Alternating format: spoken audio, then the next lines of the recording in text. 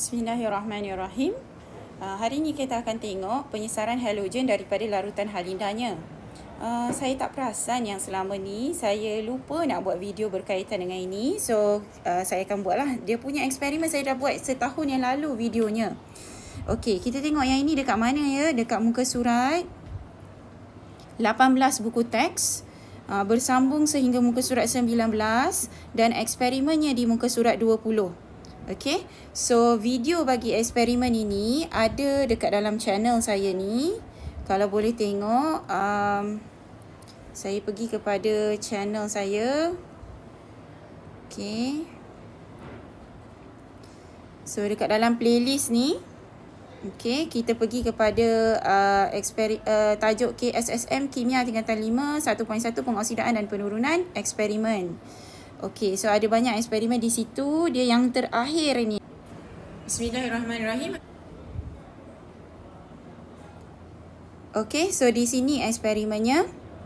Boleh tengok di sinilah. Okey, so sekarang saya nak terangkan apa yang berlaku di dalam video eksperimen itu. Okey, kenapa berlaku perubahan warna, kenapa tak jadi. Okey, so untuk penyesaran halogen daripada larutan halida ni, nak mudahnya, first benda yang biasanya saya akan beritahu murid saya adalah tulis senarai halogen. Okey, halogen yang ada yang kita belajar bermula dengan fluorin, klorin, bromin dan iodin. Ini halogen. Okey, tulis macam ni lah. Okey, di sebelahnya tulis the corresponding halida. Halida yang sepadan lah. So maksudnya fluorin, halida dia fluorida. Ion dia. Klorin, halida dia klorida. Bromin, halida dia bromida. Iodin, halida dia iodida. Okey. So, bila kita dah buat macam ni, sekarang kita tengok. Untuk berlaku, first benda yang you kena tahu adalah sama ada tindak balas tu berlaku ataupun tidak. Okey. Contohlah tindak balas tu dia sebut klorin bertindak balas dengan kalium bromida. Jadi ke tak jadi tindak balas ini? Okay. So, klorin ni kita nampaklah dia sebagai halogen ni. Klorin kat sini kan? Okay. So, inilah klorin. Alright. Yang kalium bromida ni macam mana pula? Okay. Kita hanya concern berkaitan dengan halidanya. So, ni bromida. So, sini bromida. So, you abaikan sahaja kalium tu. Okay. So, macam mana kita nak tahu tindak balas ini berlaku ataupun tidak? Halogen itu mesti berada lebih tinggi daripada halida tu. Apa maksud saya? Okey, kita tengok tadi klorin. Klorin berada di sini. Okey, bromida kat sini. Klorin ni lebih tinggi kan kedudukannya daripada bromida, maka tindak balas ini akan berlaku. Apa maksudnya tindak balas ini akan berlaku? Maksudnya, itu sebab disebut penyesaran. Klorin akan sesarkan halida ni. Klorin ni sesarkan halogen lah daripada larutan halida. So, it's the bromida lah yang dia sesarkan.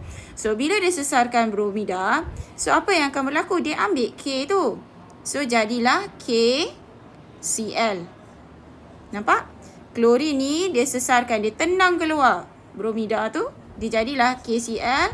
Habis bromida jadi macam mana? Bromida jadi bromin. Okey, tindak balas ini boleh berlaku. Okey, kita tengok yang kedua. Kita tengok katalah kita ada bromin. Okey, kita nak tindak balaskan dengan kalium klorida. Kita tengok bromin, kat sini klorida. So, ni bromin ni adakah dia lebih tinggi daripada halidanya? Halida yang dia nak sesarkan tu? No. Dia jauh, dia rendah lagi kan kedudukan. Tengok ni. Sini dekat sini. Yang ni dekat sini. So, dia nak hala ke atas kan? Tak boleh. So, tindak balas ini tidak berlaku. So, dia kekal lah sebagai yang asal. Tak berubah. Apa pun tak jadi. Okey. Kita tengok pula kalau kita ada bromin. Dan kita tindak balaskan dengan kalium iodida. So, bromin kat sini. Tengok iodida. Iodida di sini. So, di bawah kan? Bromin ni lebih tinggi daripada iodida ni. So, tindak balas ini akan berlaku. So, bila berlaku, apa yang akan terjadi? Bromin akan sesarkan iodin daripada larutan halida ni. So, jadilah dia ambil K tu. Jadi, KBr. Iodin macam mana? Iodin pun jadilah, iodida tu jadilah iodin.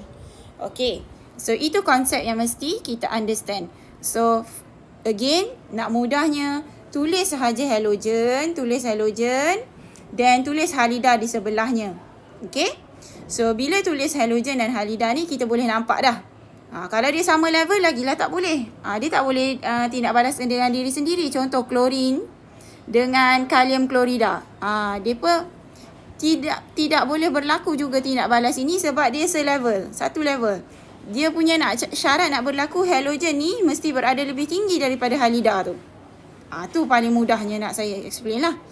Okay, so kita nak tengok dari segi apa yang berlaku setelah tindak balas tu berlaku. So maksudnya dari segi eksperimennya macam mana yang kita akan nampak perkara ni. Okay, kita akan tengok contoh soalan yang melibatkan penyesaran halogen daripada larutan halida ni.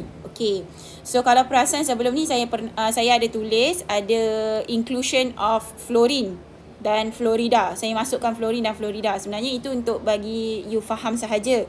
Tetapi dalam silibus SPM nothing, kita punya eksperimen atau teori semua tak melibatkan fluorine dan fluorida. So bila you jawab exam pun tak perlulah jangan masukkan fluorine dan fluorida lah. So sebab tu saya dah omit, saya dah keluarkan fluorine dan fluorida. Yang penting you understand untuk tindak balas penyesaran halogen ini berlaku. Halogen itu mesti berada lebih tinggi daripada halidanya. Macam ni bolehlah berlaku. Macam ni boleh berlaku. Okey?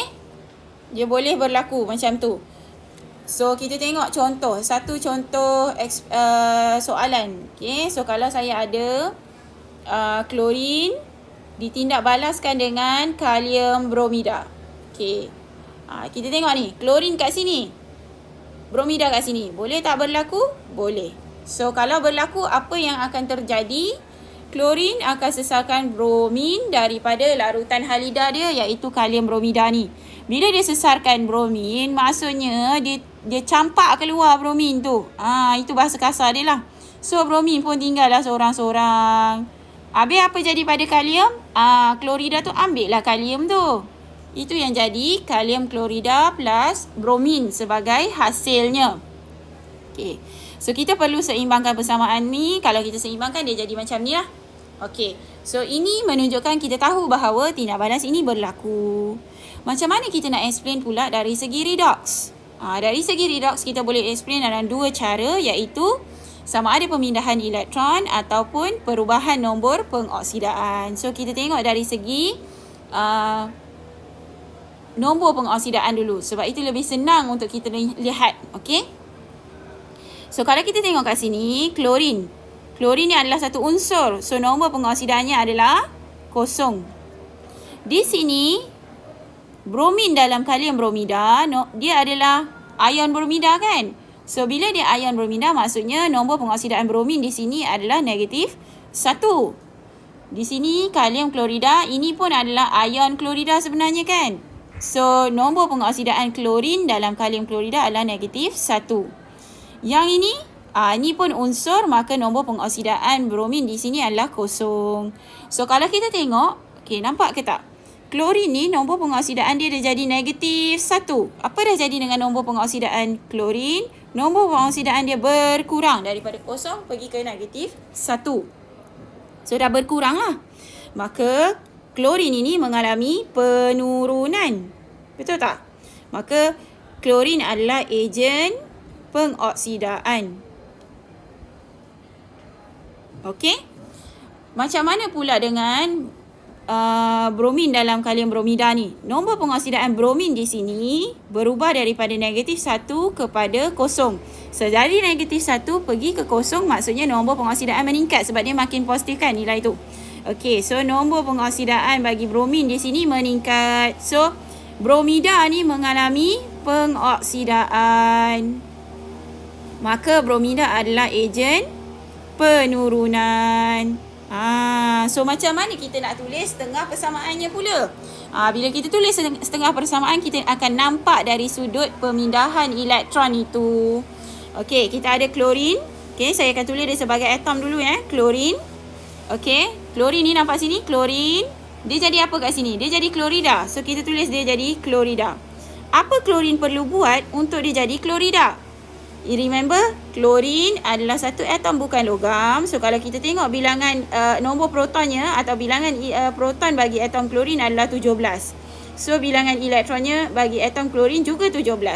Jadi kalau kita tulis susunan elektronnya, dia akan jadi 287 bagi atom klorin ini. So bila dia 287, apa atom klorin perlu buat untuk jadi stabil, untuk jadi ion klorida? Dia jadi stabil means dia jadi ion klorida. Atom klorin perlu terima elektron. Nak jadi ni 288. So bila atom klorin terima elektron, jadilah dia ion klorida ini. Tapi kita kena ingat yang klorin ini dia tak wujud sebagai atom, dia wujud sebagai molekul. So kalau satu atom klorin terima satu elektron, maka dua atom klorin yang membentuk satu molekul klorin akan terima berapa elektron? Akan terima 2 elektron dan menghasilkan 2 ion klorida. So sebab itu bila kita seimbangkan persamaan ini, dia jadi 2 klorida. Jadi nampak tak dekat sini, dari sudut elektron juga kita boleh nampak bahawa klorin ini menerima elektron. Dia terima plus sign. So dia terima elektron. Maka kita kata klorin ini mengalami penurunan, iaitu dia adalah ejen pengoksidaan. Sama kan? Sama ada you terangkan dari sudut nombor pengoksidaan ataupun dari sudut pemindahan elektron, sama sahaja. Klorin tetap menerima elektron. Jadi yang ini kita panggil persamaan apa ni? Yang ini kita panggil setengah persamaan penurunan. Setengah persamaan penurunan. Okey? Okey, so itu yang berlaku kepada klorin. Kita belum explain dari sudut bromida tu tadi. Okey, kita tengok bromida Okey, so kita ada bromida kat sini. Saya akan ambil bromida sahaja dulu. Bromida. Dia jadi bromin. Okey, dia jadi bromin. Okey, nak senangnya memang kita dah nampak sebenarnya tadi ni klorin dia terima elektron. So dia nak kena terima elektron daripada siapa? Mestilah daripada bromida. Okey, kalau you tak nampak perkara itu, never mind. You nampak tak negative sign ni? Okey, negative sign kita letak tolak elektron. Bila dia dah tolak elektron tu, dia akan jadi bromin ni. Bromin atom lah asalnya, tetapi bromin tak wujud sebagai atom, dia kena molekul. So bila molekul kat sini, maksudnya bromida, dua bromida lah akan kena tolak 2 elektron. Tolak meaning, tolak maksudnya derma lah. Derma elektron. So bromida ini perlu derma elektron untuk jadi molekul bromin. Okay, cuma kita tak boleh tulis setengah persamaan ni macam ni. Dia akan jadi 2 Br negatif, arrow Br2 plus 2 elektron. Kita bawa elektron tu ke kanan, automatik dia punya simbol akan tukar menjadi positif lah. Okey, so ini dipanggil setengah persamaan pengoksidaan. Okey, tak muat saya nak tulis ni. Okey. So bermaksud apa dah berlaku kepada bromida ni? Bromida dah derma elektron. Nampak dia derma elektron, maka bromida mengalami pengoksidaan. So kalau bromida mengalami pengoksidaan, dia juga adalah dipanggil ejen penurunan. Okey, nampak tak kat situ? Senang je kan? Okey, macam mana pula dari sudut eksperimen? Okey, so saya akan terangkan dari sudut eksperimen dalam video berikutnya. Okey, see you.